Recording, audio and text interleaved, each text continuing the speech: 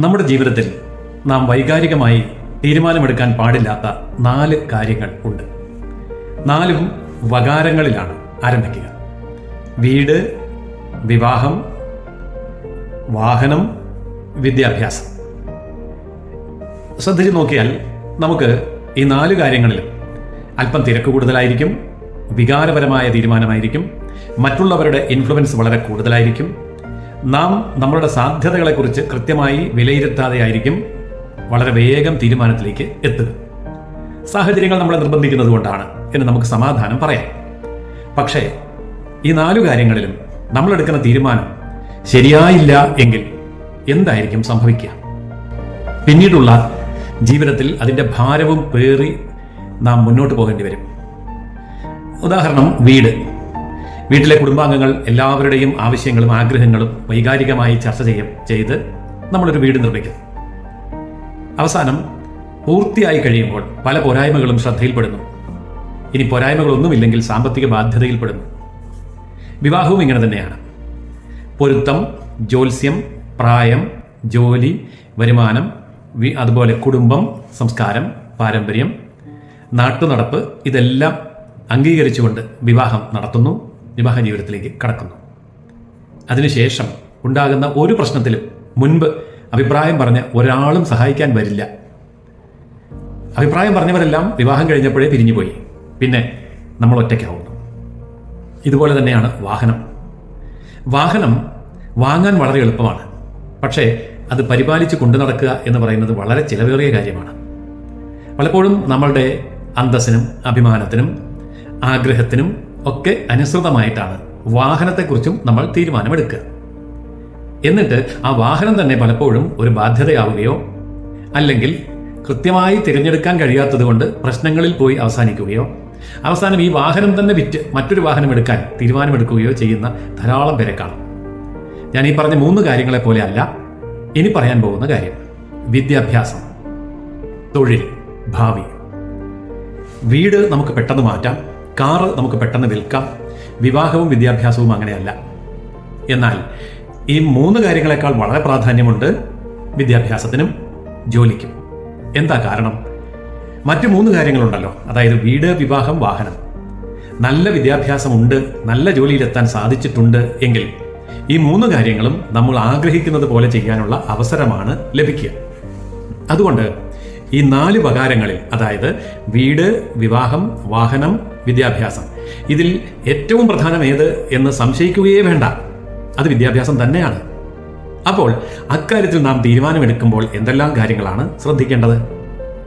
ശാന്തമായി ചിന്തിക്കേണ്ട ഒരു കാര്യമാണിത്. മലയാളിയുടെ ഏറ്റവും വലിയ അബദ്ധം വിദ്യാഭ്യാസത്തിന് ഇമോഷണലായി തീരുമാനമെടുക്കുന്നു എന്നുള്ളതാണ്.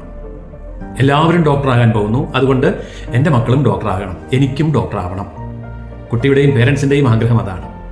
എല്ലാവരും എങ്ങോട്ട് പോകുന്നു, എല്ലാവരും ഏത് രാജ്യത്ത് പോയി പഠിക്കുന്നു, എല്ലാവരും ഏത് കോഴ്സിൽ ചേരുന്നു, എല്ലാവരും ഏത് ജോലിക്ക് ഒരുങ്ങുന്നു, അത് തന്നെ ആയിരിക്കണം ഞാനും ചെയ്യേണ്ടത് എന്ന ഒരു ചിന്ത എല്ലാവരെയും രക്ഷിക്കാറുണ്ടോ? വിദ്യാഭ്യാസ രംഗത്ത് കഴിഞ്ഞ 4 നൂറ്റാണ്ട് കാലമായി കുട്ടികളുടെ ഭാവിയും ജോലിയും വിദ്യാഭ്യാസവും ഉപരിവിദ്യാഭ്യാസവും ശ്രദ്ധിക്കുകയും അതിന് നിർദ്ദേശം കൊടുക്കുകയും ചെയ്യുന്ന ഒരാൾ എന്ന നിലയിൽ, ഒരു വിദ്യാഭ്യാസ കൗൺസിലർ എന്നുള്ള നിലയിൽ, എഡ്യൂക്കേഷണൽ കൗൺസിലർ എന്നുള്ള നിലയിൽ എൻ്റെ അനുഭവങ്ങളിലൂടെ ഞാൻ നിങ്ങളോട് ഒരു കാര്യം വ്യക്തമായി പറയാം. വളരെ ആസൂത്രിതമായി, വളരെ ശാസ്ത്രീയമായി തീരുമാനമെടുക്കേണ്ട ഒരു കാര്യമാണ് വിദ്യാഭ്യാസം, ഉപരിവിദ്യാഭ്യാസം, ജോലി. ഈ 3 കാര്യങ്ങൾ. അത് പലപ്പോഴും നമ്മൾ അങ്ങനെ അല്ല ചെയ്യുക. ചില പേരൻസും കുട്ടികളും പറഞ്ഞ് ഞാൻ കേട്ടിട്ടുണ്ട്, അവിടെ നാളെ അഡ്മിഷൻ ക്ലോസ് ചെയ്യും, പെട്ടെന്ന് ചേർന്നില്ലെങ്കിൽ സീറ്റ് കിട്ടില്ല. ഇതൊക്കെ ഒരു കച്ചവട തന്ത്രമാണെന്ന് അറിയുന്നത് വർഷങ്ങൾക്ക് ശേഷമായിരിക്കും. എൻ്റെ കൂട്ടുകാരെല്ലാവരും അവിടെ ചേരുകയാണ്, അതുകൊണ്ട് എനിക്കും അവിടെ ചേർന്നേ പറ്റൂ. അതുകൊണ്ട് ഫലമുണ്ടായില്ല എന്നറിയുന്നത് 10 വർഷം കഴിഞ്ഞിട്ടോ 20 വർഷം കഴിഞ്ഞിട്ടോ ആയിരിക്കാം. അതാണ് ഏറ്റവും നല്ല കോഴ്സ് എന്ന് എല്ലാവരും പറഞ്ഞതുകൊണ്ട് ഞാൻ അങ്ങനെ ചെയ്തു. അതിൻ്റെ റിസൾട്ട് പിന്നീടാണ് അറിയുക. അപ്പോൾ എന്താണ് ചെയ്യേണ്ടത് എന്ന് ശാസ്ത്രീയമായി കണ്ടുപിടിക്കാൻ കഴിയുമോ? തീർച്ചയായും കണ്ടുപിടിക്കാൻ കഴിയും. അപ്പം നമ്മുടെ ഓരോ വ്യക്തികളുടെയും ഉള്ളിൽ ദൈവം തന്നിരിക്കുന്നതായ ഒരു കഴിവുണ്ട്. അതിനെയാണ് പൊട്ടൻഷ്യൽ എന്ന് പറയുക. നമ്മുടെ പൊട്ടൻഷ്യലും നമ്മുടെ ആപ്റ്റിറ്റ്യൂഡും 2ആണ്. ആപ്റ്റിറ്റ്യൂഡ് ടെസ്റ്റുകൾ നിങ്ങൾ കേട്ടിട്ടുണ്ട്, എന്നാൽ പൊട്ടൻഷ്യൽ ടെസ്റ്റ് കേട്ടിട്ടുണ്ടോ? കേൾക്കാൻ സാധ്യത തീരെ കുറവാണ്. ആപ്റ്റിറ്റ്യൂഡ് എന്ന് പറഞ്ഞാൽ അഭിരുചിയുണ്ടോ, താല്പര്യമുണ്ടോ, ഇഷ്ടമുണ്ടോ എന്നാണ്. നമുക്ക് പല തൊഴിലിനോടും പല കോഴ്സിനോടും അഭിരുചി തോന്നും, താല്പര്യവും ഇഷ്ടവും ഒക്കെ തോന്നും. പക്ഷേ ആ കോഴ്സ് എടുത്ത് പഠിച്ച് മുന്നോട്ട് പോകുമ്പോഴാണ് അറിയുക ഇത് പഠിക്കാൻ ബുദ്ധിമുട്ടാണ്, ജയിക്കാൻ ബുദ്ധിമുട്ടാണ്, മനസ്സിലാക്കാൻ ബുദ്ധിമുട്ടാണ്, അഥവാ ജയിച്ച് പുറത്തിറങ്ങിയാൽ ജോലി കിട്ടാൻ അതിനേക്കാൾ ബുദ്ധിമുട്ടാണ്. പിന്നെ എന്തിനാണ് ഇത് എടുത്തത്? അത് അന്നത്തെ സാഹചര്യങ്ങളുടെ സമ്മർദ്ദം കൊണ്ടും മനസ്സിലെ തീവ്രമായ ആഗ്രഹം കൊണ്ടും എടുത്തു. ആഗ്രഹം പൂർത്തീകരിക്കാനുള്ള പൊട്ടൻഷ്യൽ എനിക്കുണ്ടോ എന്ന് ഞാൻ ചിന്തിച്ചില്ല, തിരിച്ചറിഞ്ഞുമില്ല. അപ്പോൾ ഈ ആഗ്രഹം എന്ന് പറയുന്ന ആപ്റ്റിറ്റ്യൂഡിന് മുകളിലാണ് നമ്മുടെ പൊട്ടൻഷ്യൽ എന്ന് അറിയണം. ഇനി പൊട്ടൻഷ്യൽ എവിടെയാണ്? ഒരു +2 പാസ്സാകുന്ന കുട്ടിയുടെ മുന്നിൽ 2000-ലധികം കോഴ്സുകളുണ്ട്. ഒരു ഡിഗ്രി പാസ്സാകുന്ന ആളിൻ്റെ മുന്നിൽ ഏറ്റവും കുറഞ്ഞത് 500-ലധികം കോഴ്സുകളുണ്ട്. ജോലി സാധ്യതകളും നിരവധിയുണ്ട്. എന്നാൽ എവിടെയാണ് എനിക്ക് എൻ്റെ പൊട്ടൻഷ്യൽ അനുസരിച്ചുള്ള ഒരു പ്രൊഫഷൻ അല്ലെങ്കിൽ ജോലി അഥവാ ബിസിനസ് നേടാൻ കഴിയുക? ഇത് ശാസ്ത്രീയമായി കണ്ടുപിടിക്കാൻ പറ്റും. അതിൻ്റെ പേരാണ് പൊട്ടൻഷ്യൽ അപ്രൈസൽ ടെസ്റ്റ്. ഈ പൊട്ടൻഷ്യൽ അപ്രൈസൽ ടെസ്റ്റ് നടത്തുന്നവരുണ്ട്, വളരെ ചുരുക്കമാണ്. ആരും ഇതൊന്നും ശ്രദ്ധിക്കാറില്ല. ആറ്റിറ്റ്യൂഡ് അനുസരിച്ചും ആഗ്രഹമനുസരിച്ചും കൂട്ടുകാരുടെ പ്രേരണ അനുസരിച്ചും നാട്ടുകാരുടെ സമ്മർദ്ദം കൊണ്ടും അല്ലെങ്കിൽ സീറ്റ് കിട്ടിയില്ലെങ്കിലോ എന്നുള്ള ഭയം കൊണ്ടും നമ്മൾ ഏതെങ്കിലും ഒരു കോഴ്സിൽ ചെന്ന് പെടുകയാണ്. അതിനുശേഷം കോഴ്സൊക്കെ പാസ്സായി നമ്മൾ പുറത്തേക്ക് ഇറങ്ങുമ്പോൾ ജോലിയില്ല. പിന്നെ വർഷങ്ങളോളം ജോലി തേടി നടക്കുകയാണ്. അവസാനം കിട്ടുന്ന ജോലി എന്തോ അതങ്ങ് സ്വീകരിച്ച് മനസ്സിലാ മനസ്സോടെ ആഗ്രഹങ്ങളൊക്കെ മനസ്സിൽ കടിച്ചൊതുക്കി കുടിച്ചിറക്കി നമ്മൾ ജീവിതം ആരംഭിക്കുകയാണ്. പിന്നോട്ട് തിരിഞ്ഞു നോക്കുമ്പോൾ ആഗ്രഹിച്ചതുപോലെ പഠിക്കാനോ ആഗ്രഹിച്ച ജോലിയിൽ എത്താനോ നല്ലൊരു ജീവിതം കെട്ടിപ്പടുക്കാനോ കഴിഞ്ഞില്ലല്ലോ എന്നുള്ളൊരു ദുഃഖവും നിരാശയും കുട്ടിക്കുമുണ്ടാകും, പേരൻസിനുമുണ്ടാകും. പിന്നെ അങ്ങ് പൊരുത്തപ്പെട്ടു പോവുകയാണ്. ഇതിൻ്റെ ആവശ്യമില്ല എന്ന് ഞാൻ പറയുന്നു. അതായത് നിങ്ങളുടെ പൊട്ടൻഷ്യൽ ഒരു 8ാം ക്ലാസ് മുതൽ മുകളിലേക്കുള്ള പ്രായത്തിൽ നിങ്ങൾക്ക് കണ്ടെത്താൻ കഴിയും ശാസ്ത്രീയമായി.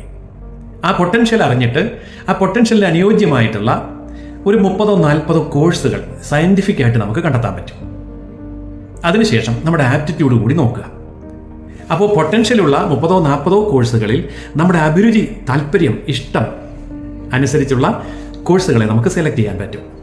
അപ്പോൾ 30-40 കോഴ്സുകളിൽ നിന്ന് നമുക്കിഷ്ടമുള്ള 3-4 കോഴ്സുകളിലേക്ക് വരുമ്പോൾ നമ്മുടെ പൊട്ടൻഷ്യലും നമ്മുടെ അഭിരുചിയും ആപ്റ്റിറ്റ്യൂഡും ഒന്നിച്ചു ചേരുകയാണ്.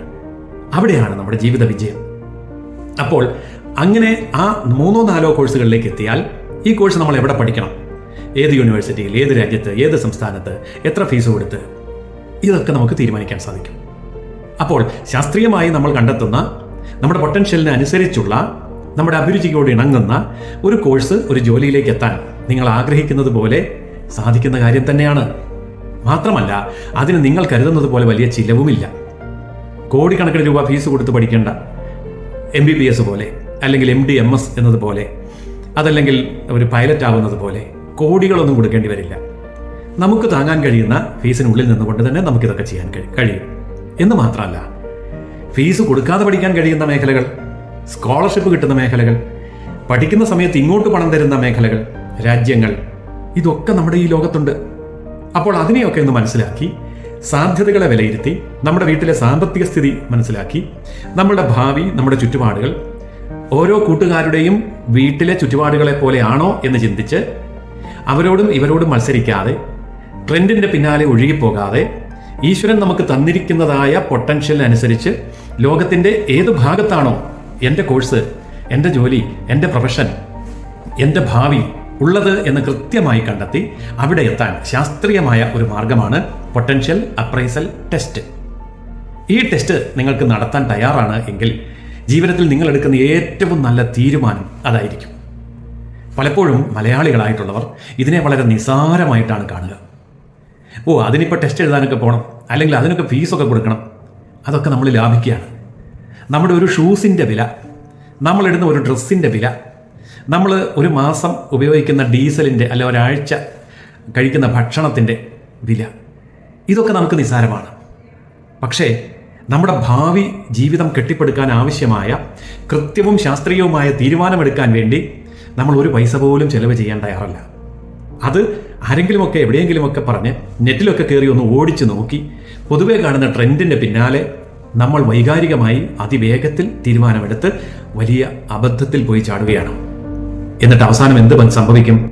ഡിഗ്രി കഴിഞ്ഞു ജോലിയില്ല, PG കഴിഞ്ഞു ജോലിയില്ല, PhD കഴിഞ്ഞു ജോലിയില്ല. അപ്പോൾ എത്ര ലക്ഷങ്ങളും എത്ര വർഷങ്ങളും നമ്മുടെ കയ്യിലൂടെ ഒഴുകിപ്പോയി. പിന്നീട് വീണ്ടും നമ്മൾ ശരിയായ ലക്ഷ്യത്തിലേക്ക് എത്താൻ വേണ്ടി ലക്ഷങ്ങൾ മുടക്കി വർഷങ്ങൾ പിന്നീടും കാത്തിരിക്കുകയാണ്. സത്യത്തിൽ ഇതിൻ്റെ ഒന്നും ആവശ്യമില്ല. ബുദ്ധിപരമായി ശാസ്ത്രീയമായി നമുക്ക് ഈ കാര്യം ഒന്ന് കണ്ടെത്താൻ തീരുമാനിക്കുമ്പോൾ അതിനു വേണ്ടി വരുന്ന സമയവും അതിനുവേണ്ടി ചെലവിടുന്ന ചെറിയ തുച്ഛമായ ഒരു തുകയും നഷ്ടമാണ് എന്ന് കരുതാതെ ആ സമയവും, അതായത് ആ എഫേർട്ടും അതിനു വേണ്ടി വരുന്ന ചിലവും ശാസ്ത്രീയമായി ബുദ്ധിപരമായി നിങ്ങൾ ഇൻവെസ്റ്റ് ചെയ്യുകയാണ് എന്നറിയുക. സ്പെൻഡ് ചെയ്യുകയല്ല, ഇൻവെസ്റ്റ് ചെയ്യുകയാണ്. അങ്ങനെ ആ ഇൻവെസ്റ്റ്മെൻറ്റിലൂടെ ശരിയായ ജീവിത ലക്ഷ്യം നേടിയെടുക്കാൻ ഞാൻ നിങ്ങളെ ക്ഷണിക്കുകയാണ്.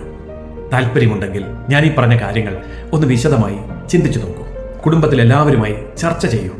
എന്നിട്ട് ഞാൻ ഈ പറഞ്ഞ കാര്യങ്ങളിൽ നിങ്ങൾക്ക് ശരിയാണ് എന്ന് തോന്നുന്നുവെങ്കിൽ എന്നെ ഈ കാണുന്ന നമ്പറിൽ വിളിക്കൂ. ബാക്കി എന്തു വേണം എന്ന് ഞാൻ കൃത്യമായി ശാസ്ത്രീയമായി പറഞ്ഞു തരാം.